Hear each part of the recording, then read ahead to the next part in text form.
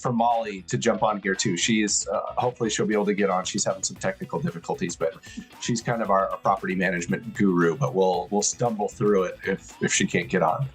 So for those of you guys who I haven't met, I think most of the people on the call I've met in some way. But my name's Corby Goad, and my wife is joining us here too. Heather Eshelby can wave so people know who you are. So. We both run Boise Turnkey Investments and Boise Turnkey Property Management.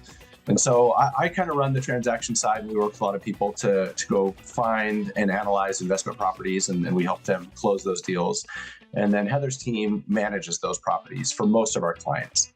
Some people, however, choose to self-manage. And a lot of people out there, especially when they're getting the ball rolling on their investments, they want to self-manage because it can be expensive, especially if it's your first property or two. The property management, as you guys know, can eat 10% of your gross profit sometimes. And if you have narrow profit margins when interest rates are 8% or properties are very expensive, that 10% can be more than the actual cash flow you have on the property. And so it's very motivating for people to want to be able to self-manage. And so we like helping people learn how to self-manage because that's actually what we did. And one of the reasons we're running this webinar is because when Heather and I first got started, we made every mistake you can imagine. And some of them were expensive, some of them were scary. And so we've been doing this for almost 20 years now. And we've come up with some processes and some policies, and we've learned a lot. And we're just excited to share that with all of you guys.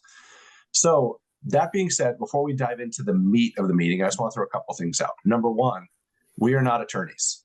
So understand that this webinar is not legal advice. We're giving you advice based on our experience being property managers. This is not legal advice. If you run into an issue that you think you might get into some legal trouble, call an attorney.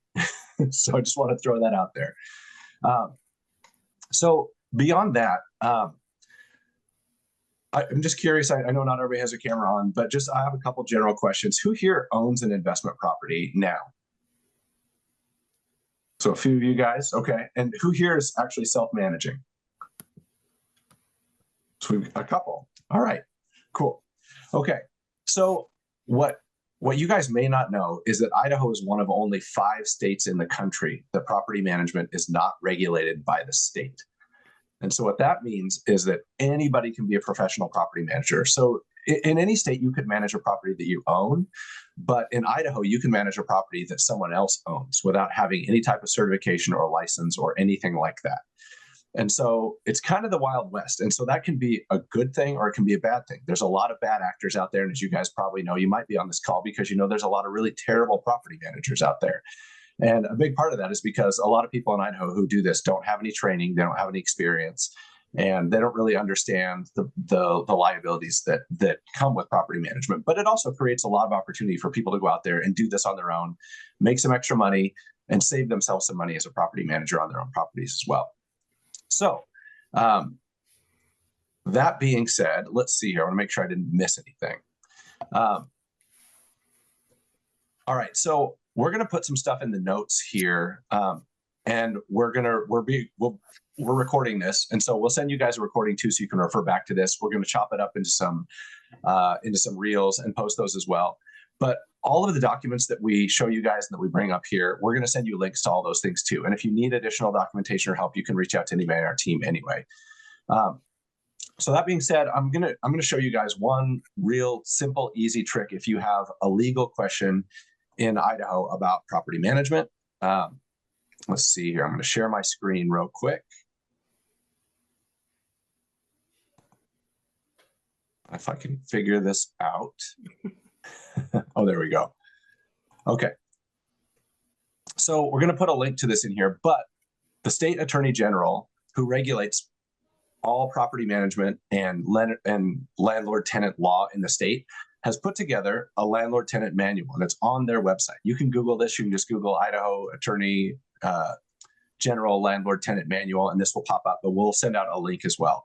So this, it's a great guide. It's actually just layman's terms for what you can and cannot do, not only as a landlord, but as a tenant in the state of Idaho.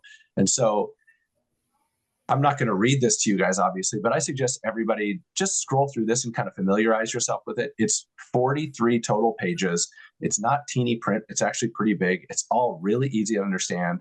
and it covers all the high level stuff. And something you need to know is if something is in here, it's state law. And so you can't put something in your lease that overrides a state law. So you need to understand what those laws are and work around them. You can put things in your lease that enhance a state law or that follow a state law, but you can't put something in there that contradicts a state law. And so this is a really great place to start if you're thinking about being a landlord, is looking at this document.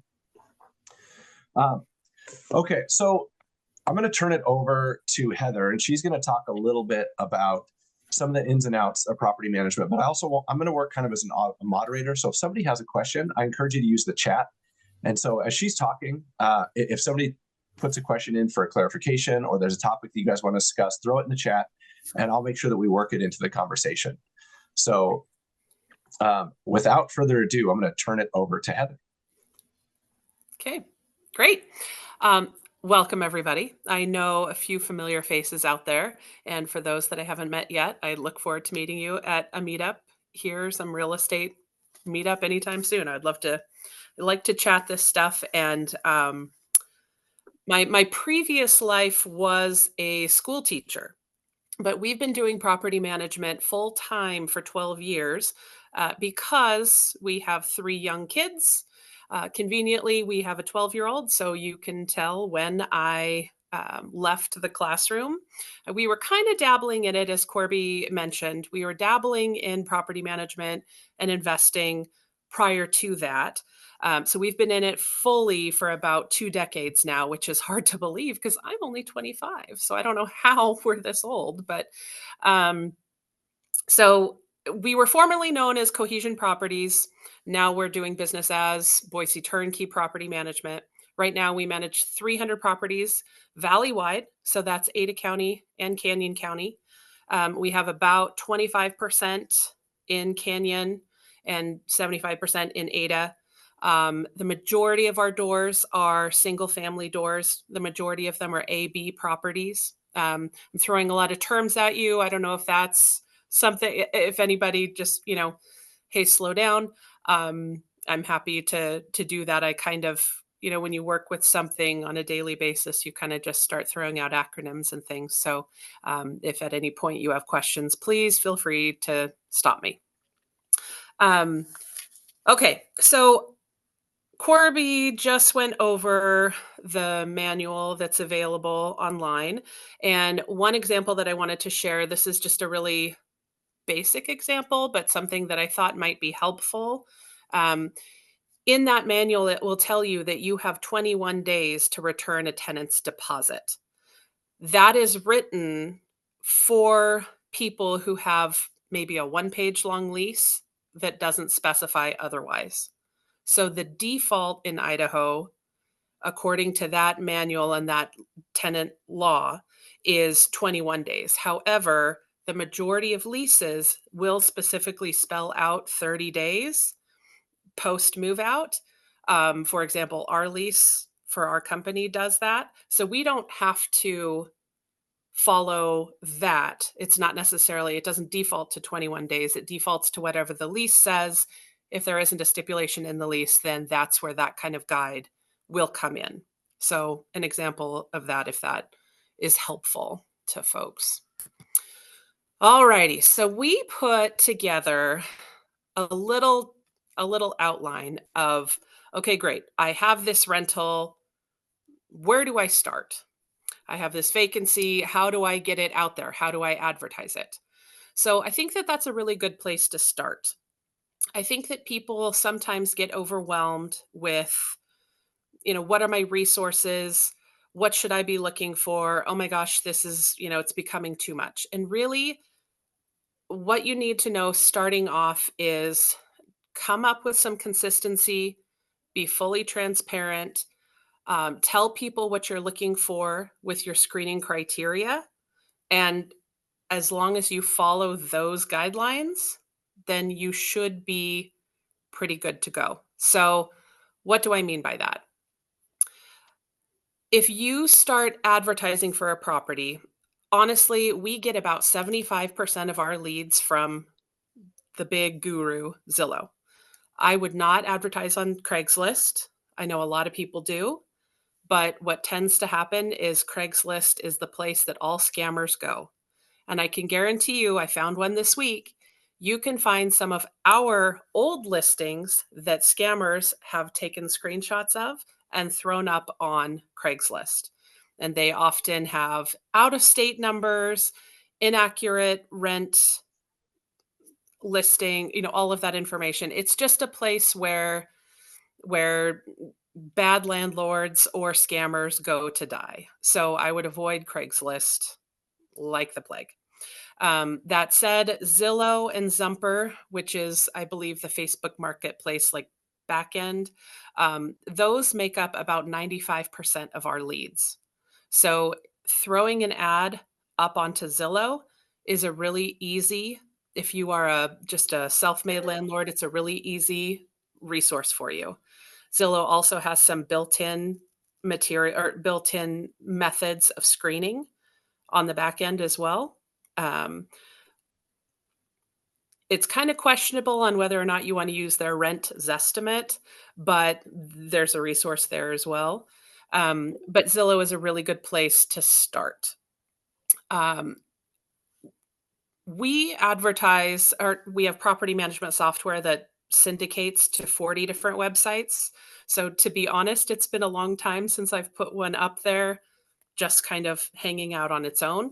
But like I said, we get so many leads just from Zillow itself. So if that's the only place you advertise, you're probably going to be in pretty good shape.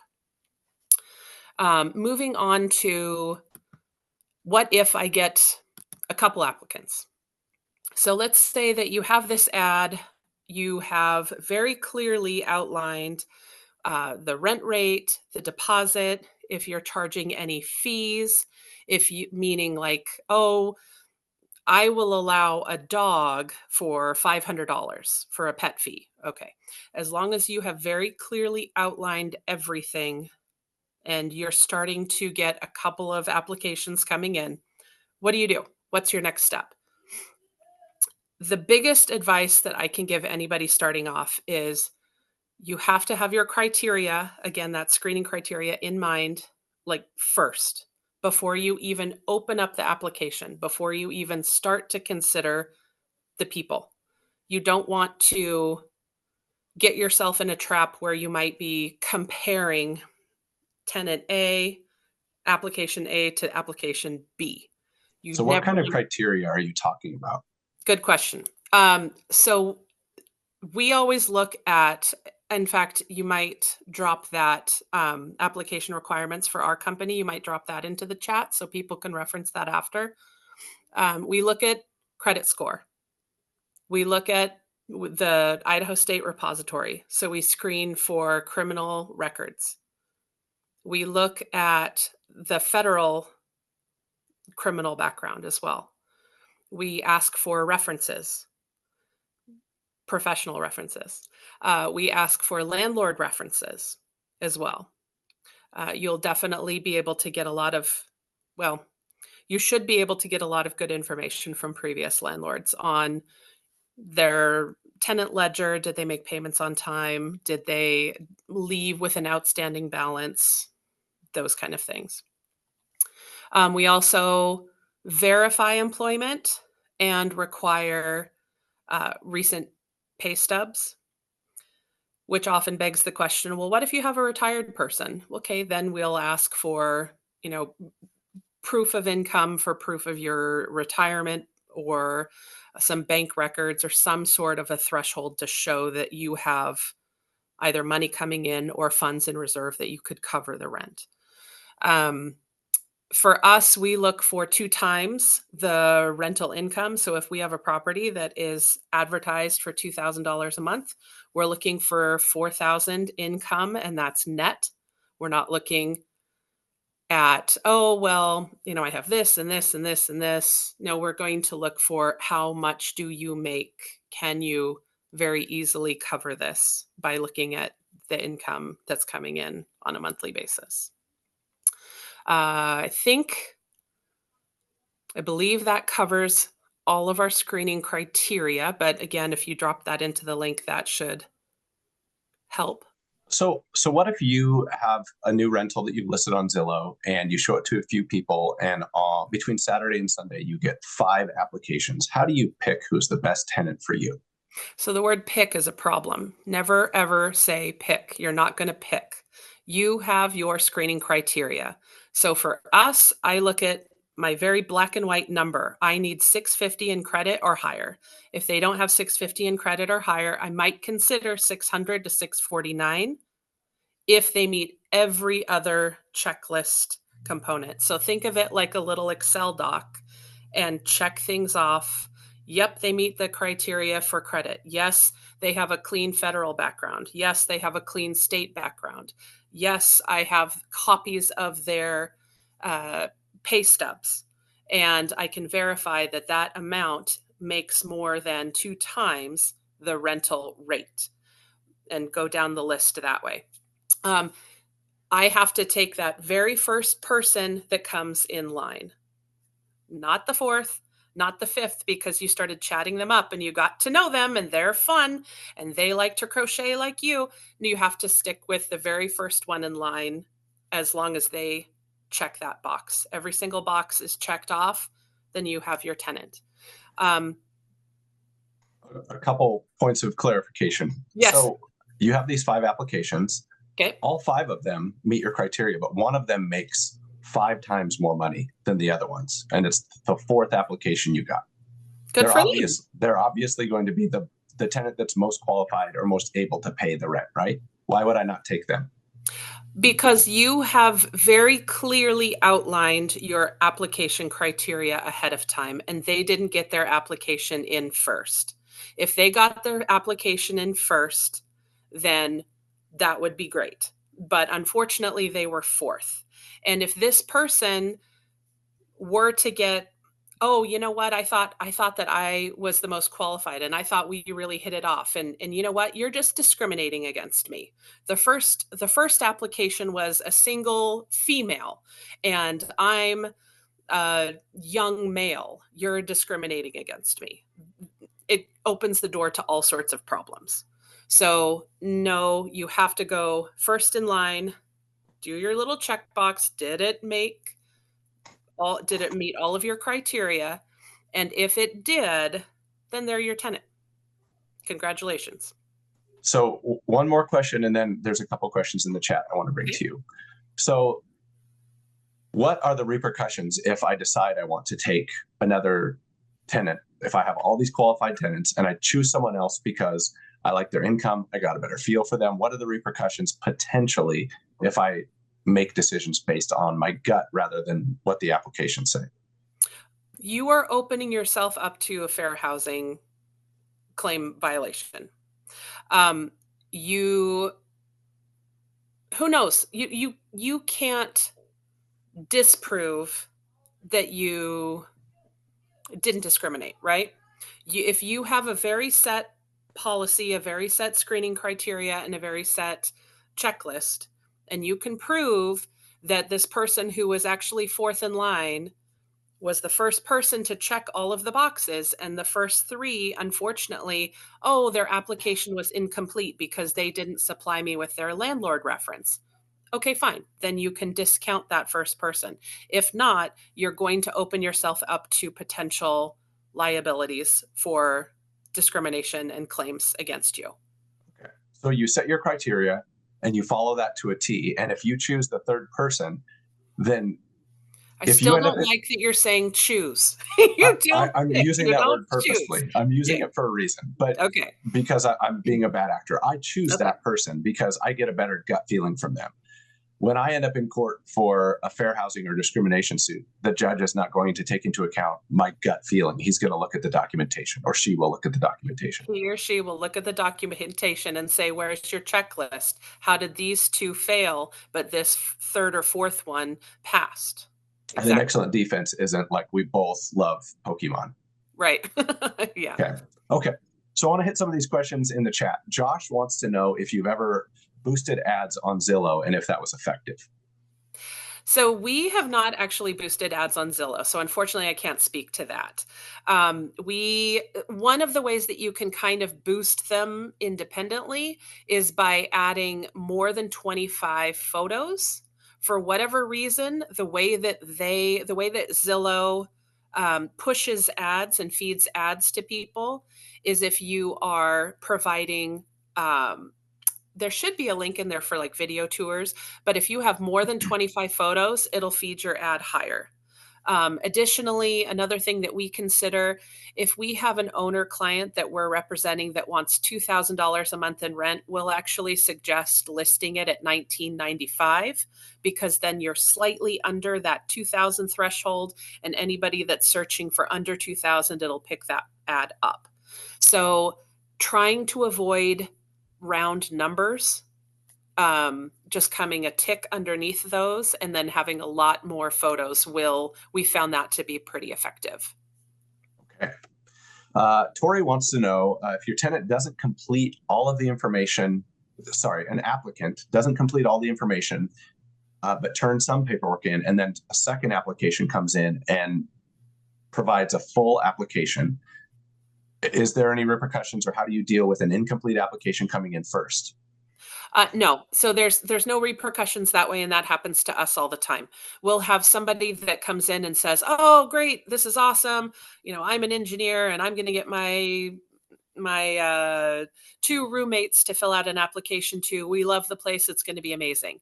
And we'll get one application, and then we might get a second, and then there's no paychecks attached, and somebody else comes in, another party comes in and completes it, and they are essentially the first completed applicant is your number one position.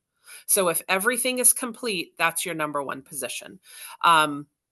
We tend, especially when after summer, it gets really slow. Like right now, we're struggling with some really slow mark. We have like about last time we ran the numbers, we were at about 30% of our normal volume of leads right now.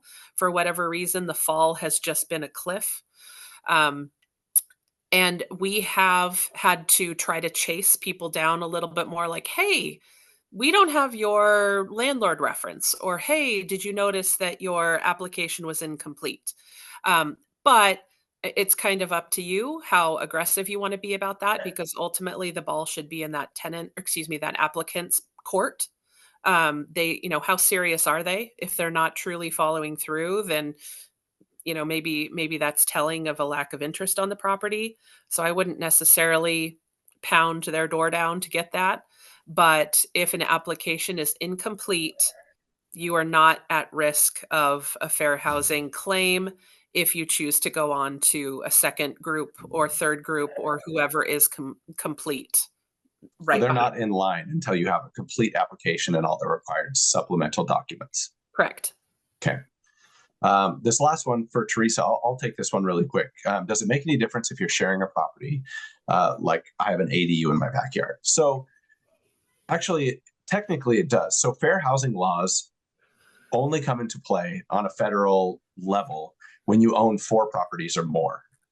I don't know exactly why that is, but I think it might be to protect people like yourself. If you have an ADU in your backyard, you may not want somebody living there who gives you the heebie-jeebies. And so I think that they give you a little bit more leeway if you have fewer than 4 properties, that you can make some judgment calls. However, that's not going to stop someone from suing you for discrimination. So you may technically be protected from fair housing laws, but you're not protected from civil suits. Once you have 4 properties, then you're protected from those fair housing laws if you follow those guidelines that we're talking about. Okay, back to you, Heather. That was, gosh, I guess as far as my outline on where to advertise, kind of how to advertise, um, and basics of fair housing, not picking a tenant, but actually screening. I believe that kind of satiated it. So unless we have any other questions, we might move on to another topic.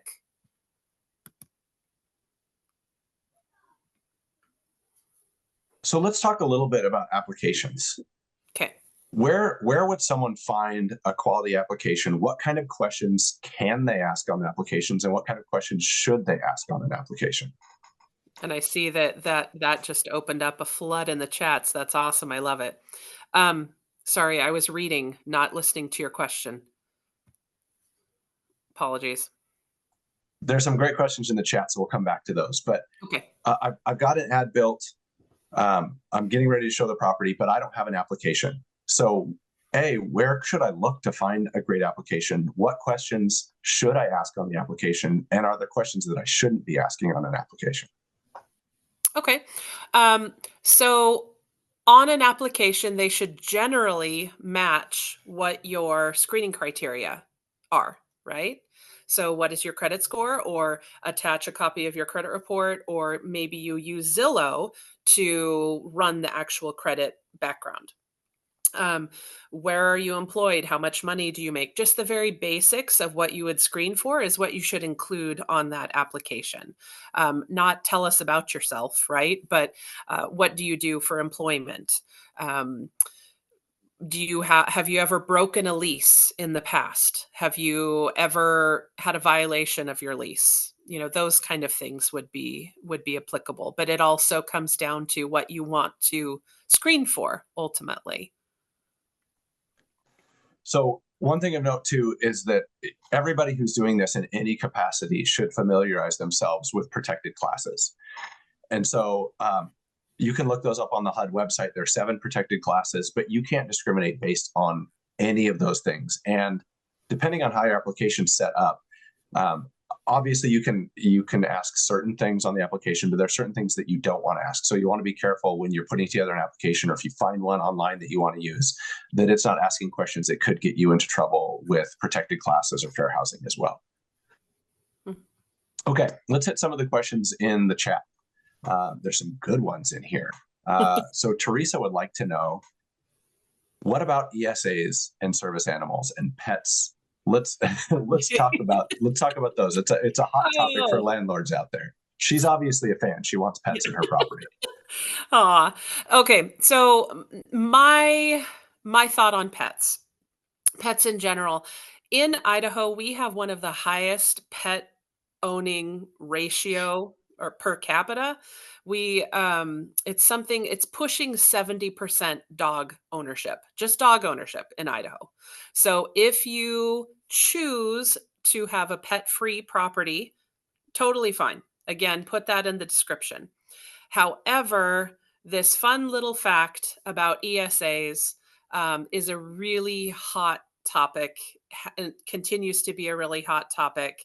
Um, but there are some ways that you can protect yourself against that. Um, One of the ways that we do it is we use a company called petscreening.com. There are other companies out there that do the same thing. And applicants need to go to this third-party website. Corb, you might actually drop the pet and assistance animal link that we have into the chat as well for a resource. But we require anybody that has any kind of an animal, whether or not it is a backyard chicken, whether or not it is a German Shepherd retired police dog, or if it's a truly an emotional support situation for a child with a disability, or just a pet because you love pets. You have to screen your animal. And right now, our company has 100%. I'm so excited about this. This is a metric that we just published. We have 100% compliance through this pet screening website. So all of our tenants have disclosed and have properly screened their animals. This website is awesome. What it does is it will take the breed, it will take the age, it will take the vaccination records, it will look at whether or not there's a bite history or if it's had a third party training certification. If it is an ESA, they require the applicant to upload appropriate paperwork that is guided by the HUD guidelines for emotional support or service animals. And we don't see that because that would be a violation, right? That would be a HIPAA violation. We don't want to get involved in all of those kind of things. So this website will look at the document. They will call the provider. So if it's one of the bogus, I'm going to get myself a emotional support potbelly pig, and they go online and they get the little certificate and they take a screenshot and send it off to pet screening.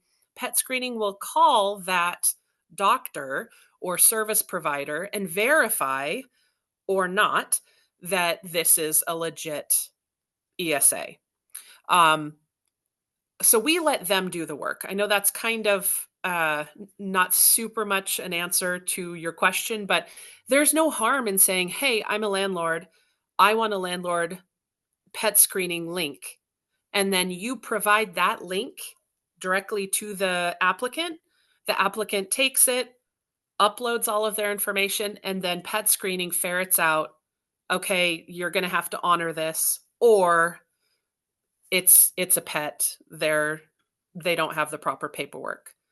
The federal guidelines around ESAs, if it does come back that it is indeed an ESA, you have to look at it like it's a bottle of pills. It's truly, if they say that it meets all of the criteria and that they've called the local doctor or the local counselor or whatever, then you have to look at it like a prescription, and you can't discriminate. You can't take a deposit for it.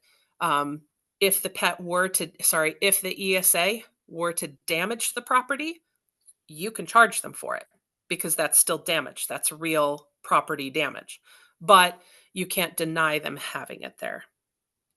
I think that answered it, hopefully. So that's some good guidance on process and liabilities, but in practice, the reality is, it doesn't matter if you say on your listing that I don't allow pets. You're going to have a pet in your property sooner or later. It will happen. And if we found time and time again, what happens is if you say we don't allow pets, you'll get an applicant who's qualified. They don't have a pet. They move into the place and they call you a week later and say, my daughter just got 2 ESAs, 2 dogs that are ESAs, and you're stuck with it. You didn't get a chance to screen them. You didn't have a conversation with them. You can't charge a deposit. You can't charge them pet fees. So you're going to have a pet in your property sooner or later, no matter what. It's in your best interest as a property owner or as a landlord to allow pets and provide yourself an opportunity for proactive screening rather than having to react once they have an ESA or a service animal of some kind. That's our company's position. You're going to have an animal in that property. It's going to happen. Okay. So next up, I think there were some tangential questions that are related to that topic. Let me see here. Yes, I've seen all these in the chat, so I'm going to come back. So don't worry about that. I want to hit the pet ones we're talking about. Can we not allow pets in our own property or ADU on the same property? So pets are not a protected class. You can discriminate against a pet all day long. A German Shepherd is not, a person. It's not a protected class. However, if they come to you and say, oh, no, it's not a pet, it's an ESA, give them a pet screening link and get that information verified. I keep saying pet screening. My pet policy is another one. I'm not trying. I don't get any referrals from them. I don't get, any kickbacks from pet screening. There are a few of them out there, but my best advice is just, if somebody pulls that after a lease is signed, then just make sure that you have a clause in your lease that says, something around the wording about not acquiring pets or animals mid-lease without prior screening, something along those lines that requires them to comply. I wanted to just ask that question though, because if it's my own personal property and I have, say, an ADU and we share a yard and I have chickens, I have a dog, I have a cat, I don't want somebody's animal on my property because I can't guarantee the safety of my animals. So I feel like that's, we can't like legally discriminate against somebody's service animal, or I guess emotional support animals are not always trained, you know? Yeah. Yeah. I would say the majority of the, well, I don't know that to be true, so I'm not going to say that. That's just an opinion. ESAs, emotional support animals, probably are just, hey, I got a dog when the pandemic hit and it helped me with my anxiety. That's probably okay. So it's an ESA, but is that truly a prescription bottle? We can't say. According to HUD right now, we would have to accept that. Um, that's just unfortunately, the break. If you can absolutely say, no, I don't want pets, but we cannot step on the HUD guidelines without getting ourselves in some hot water. So Tori wants to know, if you have a signed lease, some people move in and then they get a pet. Yeah. Can we charge them pet rent or a pet fee or a pet deposit at that point? Yes. If they get a pet and if something was it disclosed, was it advertised, was it in your ad?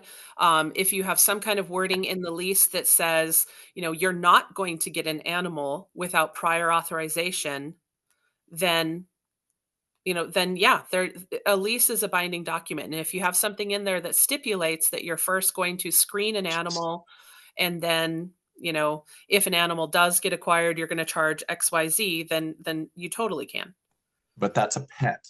So just A for pet. clarification, if they get a pet Yeah. after they move in, all bets are off. You could, if that's in your lease that it's a pet free property, you have options to charge them a pet deposit, pet rent, Yep. pet fees, Yep. or you could serve them with a 3-day eviction and make them get rid of the pet. However, if they don't get a pet, they get a service animal, then no, you cannot do any of those things. You can still require them to screen and prove that documentation is accurate, is not phony.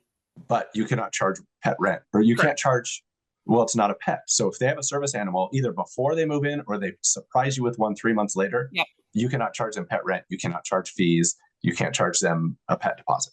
But I would definitely make them jump through the hoops of proving that it is what it is. Right. Okay.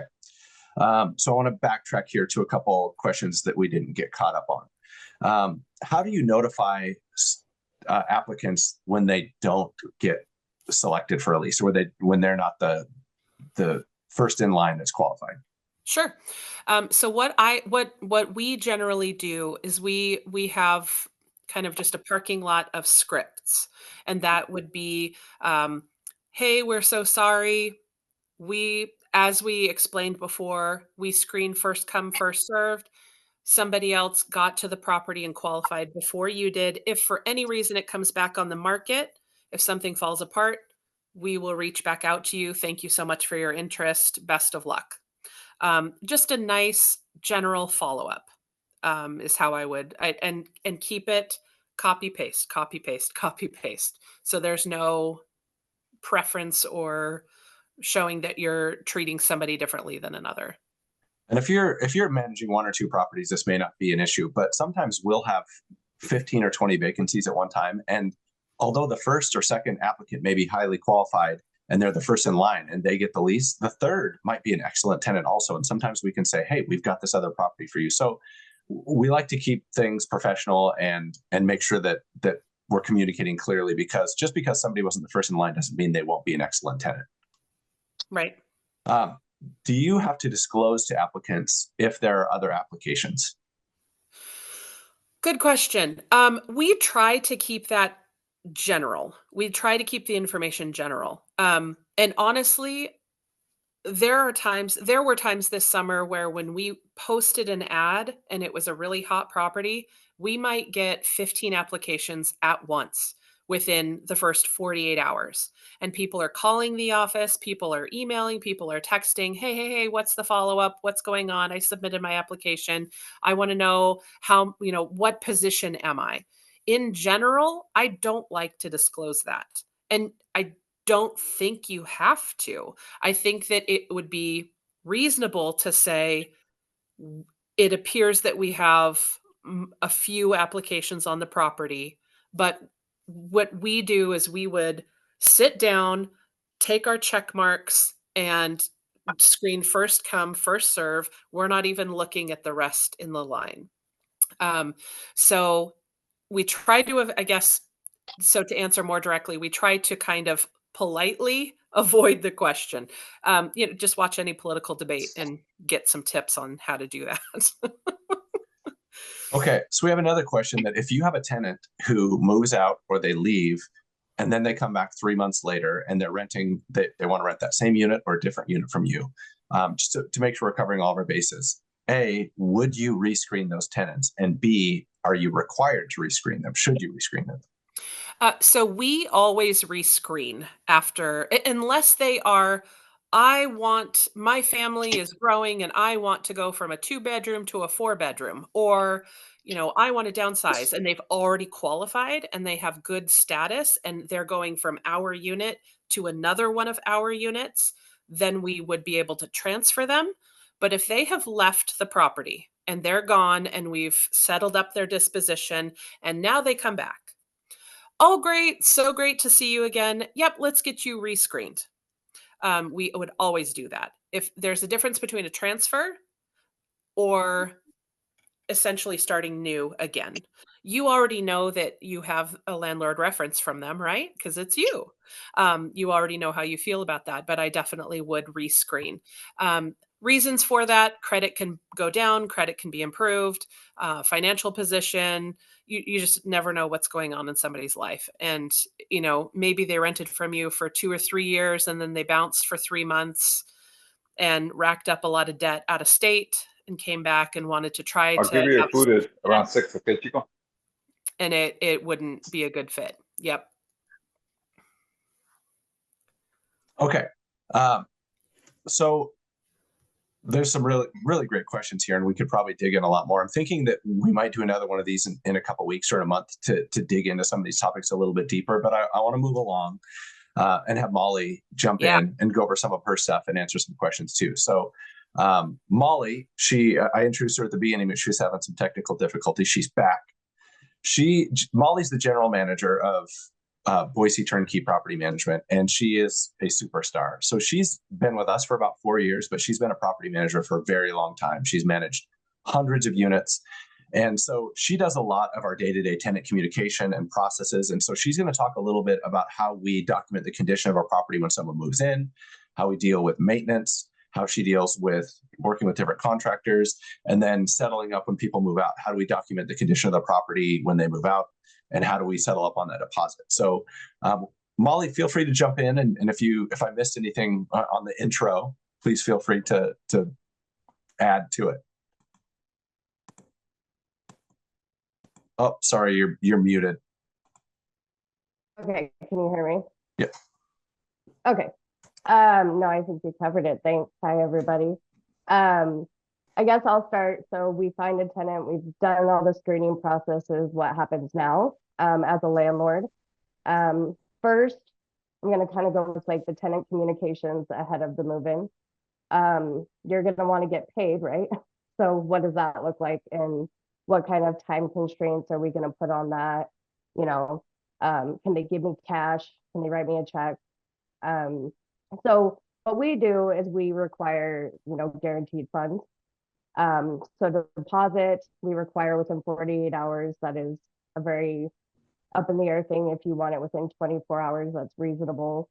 We also have a policy that if you do qualify or you are approved for a property, you do need to take at least financial possession within 10 days.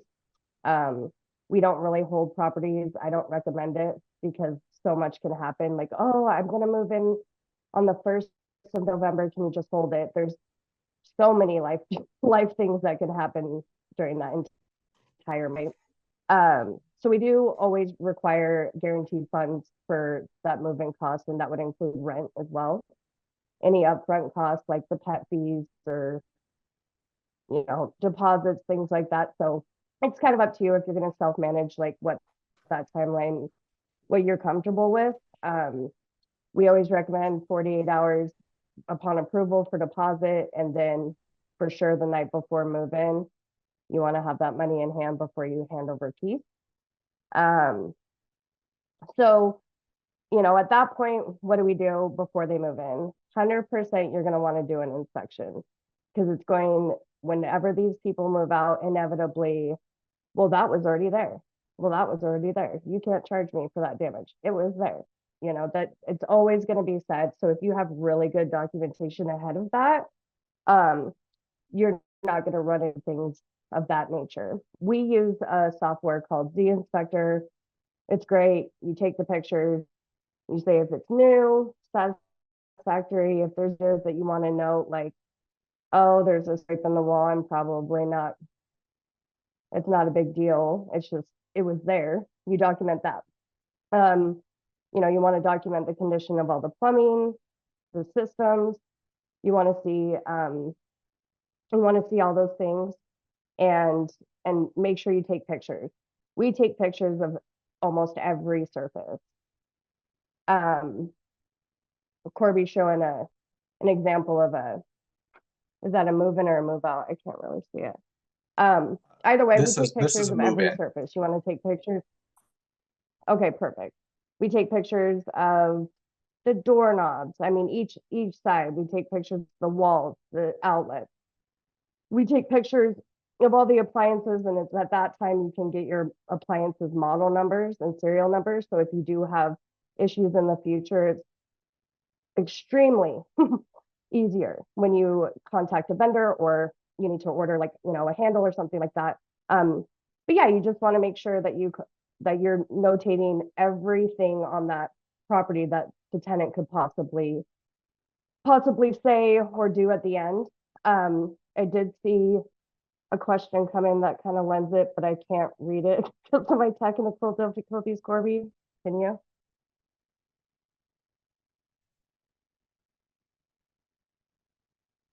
Are you there? So the question was, do you have to do the inspection with the tenant, or is it okay to do it without them on site? So we do it without them. We will send them our inspection report. We always encourage our tenants to do their own within a few days of moving in. I know a lot of people that do it with their tenants. Sometimes that's good. Sometimes it can bite you, but you know, it's a personal preference. If you do it with your tenant, you know, just make sure things are signed off on, or like, hey, there's expectations that maybe need to be set while doing it in person. So Molly, how do you document that the tenant is acknowledging the condition of the property based on the move-in inspection that we've provided them? So in our lease, we have, you know, acceptance of the property. So like, especially we have quite a few people who move in from out of state. So we have a sight unseen clause. We're pretty reasonable if they note something that, like, they may send us a list like, okay, great, that's great, but I saw this, this, and this, can I add it? Certainly. Maybe we didn't see that. Maybe the inspector didn't see it at the time. Anything that, like, is kind of like, well, I need this fixed and I need it now. I need a new chandelier because this one's from 1964. And trust me, I've had it. You know, you just politely have that conversation with, like, you know, what's reasonable and what isn't. What are you going to fix versus, yeah, I kind of know it's there. I knew there was a nail hole in the master bedroom. I'll make sure you're not charged if I, you know, have my maintenance guy in go in afterwards. We don't usually have that, but we always do have our tenants have a running list within the first few days, so they can add to if they're not satisfied, or like, hey, I saw that you noted this, but did you see the thing on the other side of the wall? You know, totally fine. And that's where sometimes doing the inspections with the tenant is good. I've done both in my career. I can't say either way. I think time, and without somebody doing this like for 3 hours, I think it's appropriate to do it on your own and have them do theirs, you know? So, so we've done that. So tenant moves in, yay, they're living there. And so we're going to talk maintenance now. So first, like, what's a reasonable repair request? Light bulbs, absolutely not. Don't provide light bulbs like unless they're like 20 feet in the air, you know, just don't. That's not reasonable. A microwave handle broken, yeah, that's pretty reasonable. I mean, I'd like to hear what you guys think is reasonable versus unreasonable, because in the tenant's mind, you have to think of this is everything that they're requesting is reasonable to them. So you have to keep that in mind. While it seems ridiculous as a landlord, it's not ridiculous in the moment for them. So it's how do you let them down, I guess, lightly, on the ones that, yeah, probably not going to do that, you know. Like if they have mini blinds and they want the 2-inch blinds, that's not, unless the mini blinds are totally broken, that's not really reasonable because they don't like them. You know, I would say that. I mean, I think everything has its own reason. It's just what's important to you versus what's important to them. And if you also want to be attentive to those requests, but you don't want to start giving to the point where they're going to take, and all of a sudden, by the time they move out, you've pretty much remodeled the house, you know, because, oh, you know, I don't like that door. So one thing that Molly does too that I appreciate is sometimes there are reasonable requests, but they're very small. They're not emergencies. And so one example I can think of is we had a tenant who, this was a year or so ago, that the toilet paper holder came off the wall. And that's a reasonable request. I don't know how it happened, but let's take cause or responsibility off that. You need a toilet paper hanger to be on the wall. But it's not the end of the world. They can survive without having that for a little bit. And so what she's done in those situations is she makes a note on their record. And then once 2 or 3 of these smaller requests come in, then it justifies us sending somebody out for an hour's worth of labor rather than sending somebody out for an hour's worth of labor for 5 minutes, because you're not going to get a contractor to go out and charge you for a 10-minute service call. You're going to be paying them for at least an hour. And if they're any good, you're going to be at least $100 into it. And so those non-emergency small kind of repairs that are reasonable requests, maybe talk to your tenants about, hey, I'm not trying to put you off, but I'm going to make note of this. And when there's a couple other things that person can take care of at the same time, we'll send them over and we'll knock it out. Yeah, that's a good point. And I think that kind of lends itself to, we use third-party vendors that we vetted thoroughly. It's really important to get good people. A lot of the reason is they're going to be in there when you can't be. So while we do mid-lease inspections, and that's great, we send a third party in, we see how they're living, we check preventative maintenance. You know, if preventative maintenance needs to happen, we take care of it because that's going to prevent something huge down the line. But I kind of lean on a lot of our vendors is like our plumber. He's great. He's worked with us for a while, and you know, he'll tell me, he'll be like, man, these people are kind of dirty, you know, like they need some housekeeping, you know, things. Or, hey, I was in there, like a maintenance guy was in there. Hey, I was in there and there's like some pretty serious like microbial growth like on the wall. You know, I don't know if they're cleaning or if you need to get a plumber out here to take a look at what's going on. Because oftentimes I found throughout the years is the tenants really don't want you in there.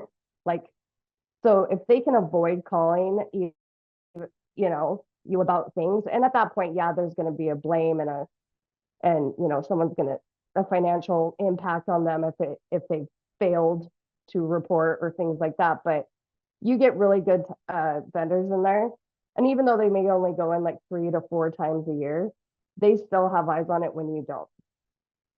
So yeah, and I think one of the things is how do we keep good contractors is pay them on time. You know, I think we're hands down the best at it. I've heard it.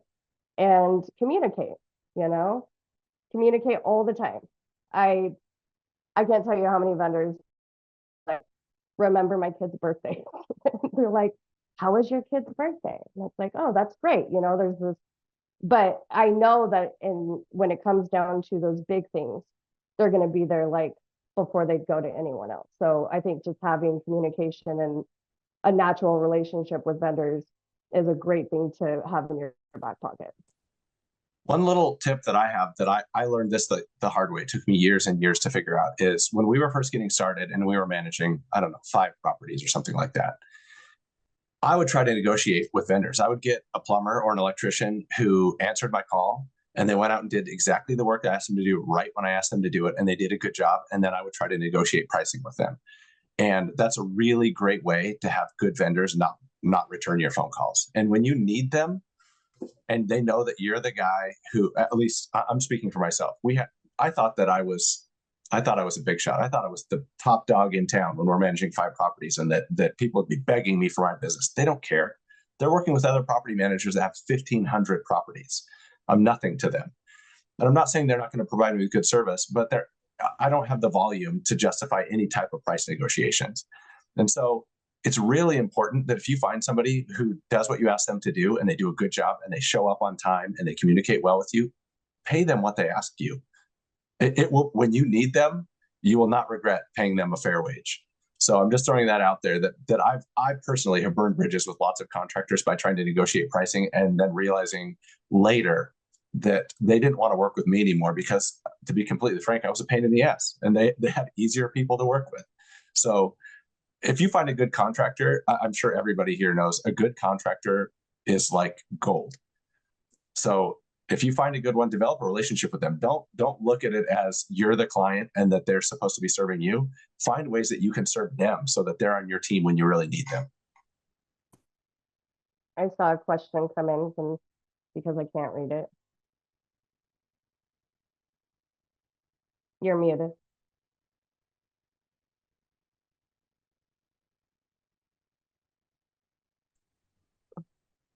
Sorry, I think I was muted. Yeah. Is it standard practice to charge tenants for applications and screening fees?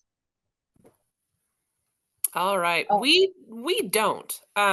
We don't charge application fees. One of the reasons why we choose not to is because we want to get people in the door and we want to try to take away one less barrier that people might have, or one less issue. Another reason is there was a movement that went through Boise City that made it really difficult when you're renting properties in Meridian and Nampa and Caldwell. But Boise said you can't charge an application fee over $25. And if you do, you have to provide receipts and all of this other stuff. And so we just, as a company, decided, you know what? Let's get rid of the application fee because A, it's going to get more people in the door, and we're going to just have a bigger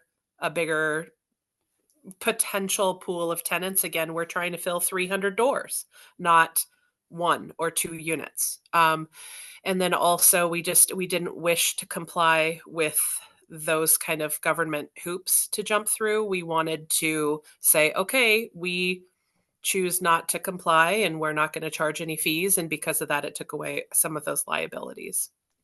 One other thing to note, just to bring it full circle, is if you're following those screening guidelines that we talked about earlier and the best practices for tenant screening, if you get 5 applications and you have those time stamped, you screen the first one and maybe it costs you $30. And if they qualify, you're done. Yep. So it's not as if you screen all 5 people and you're out $150. And you can charge tenants for screening if you want, but it will limit the number of people who fill out applications. So if you're screening people in the order that they come and you're following your own guidelines, you're probably only going to pay 1 or 2 screening fees before you have a qualified applicant. You're not going to be screening every single applicant that comes in. And if you did, you'd actually be putting yourself in a position of greater liability. Okay, I guess. Oh, okay.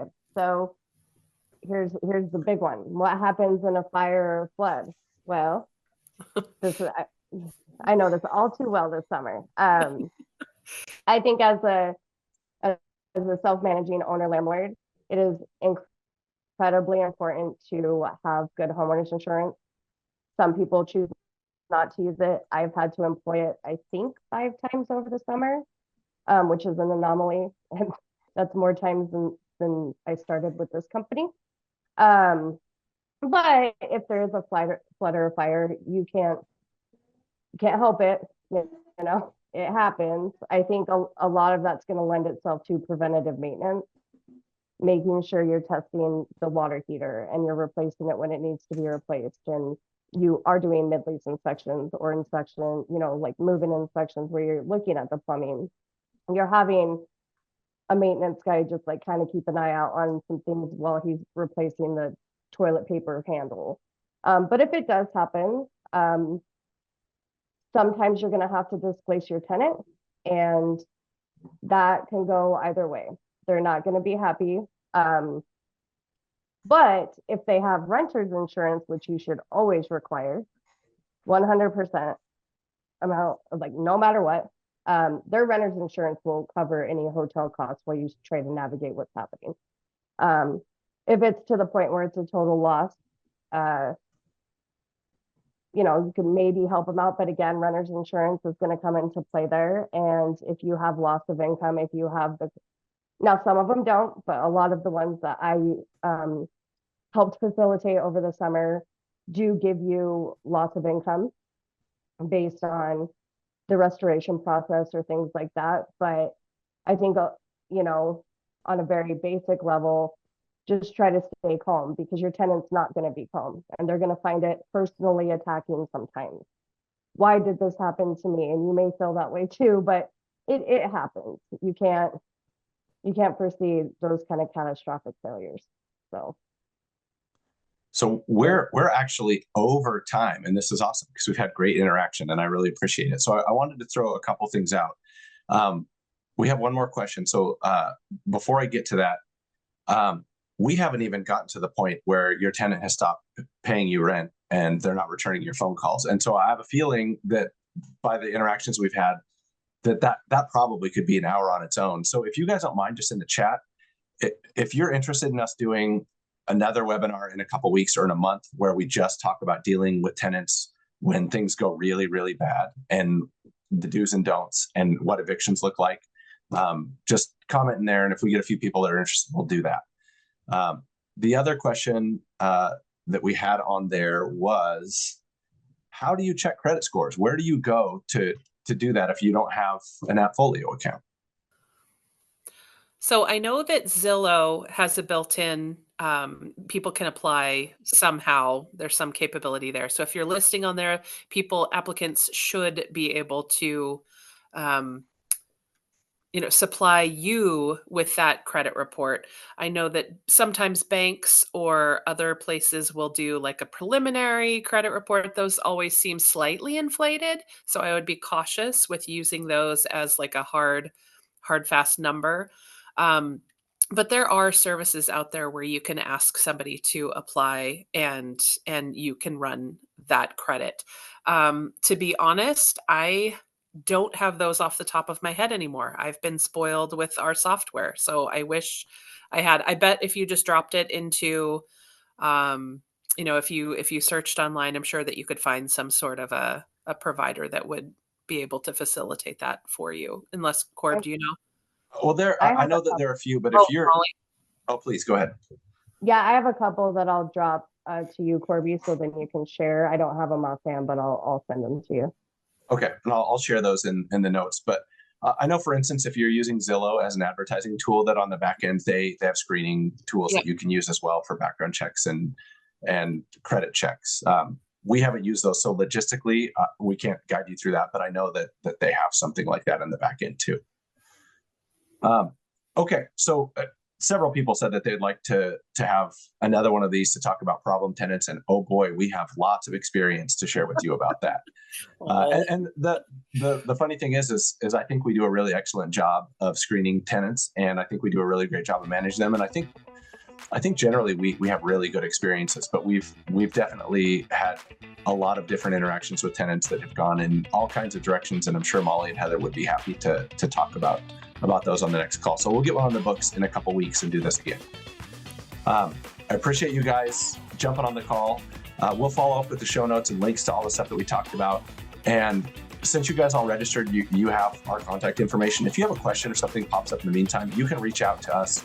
If you go to boiseturnkey.com, all of our email and phone numbers are on there. Please feel free to reach out anytime. You can text us, call us, email us. If a thing pops in your head and you're like, man, I should have asked this question, just send us a text and we'll answer your question, or you can call us. So Happy to share anything that we know and any resources we have. So please don't hesitate to reach out.